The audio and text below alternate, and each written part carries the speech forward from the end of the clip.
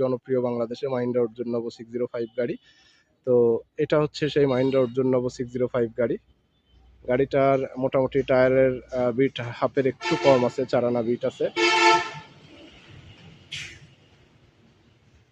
এছাড়া গাড়িটা সম্পূর্ণ রানিং অবস্থায়, গাড়িটার মানে কোথাও কোনো কাজ করানোর প্রয়োজন পড়বে না, সম্পূর্ণ রানিং গাড়ি।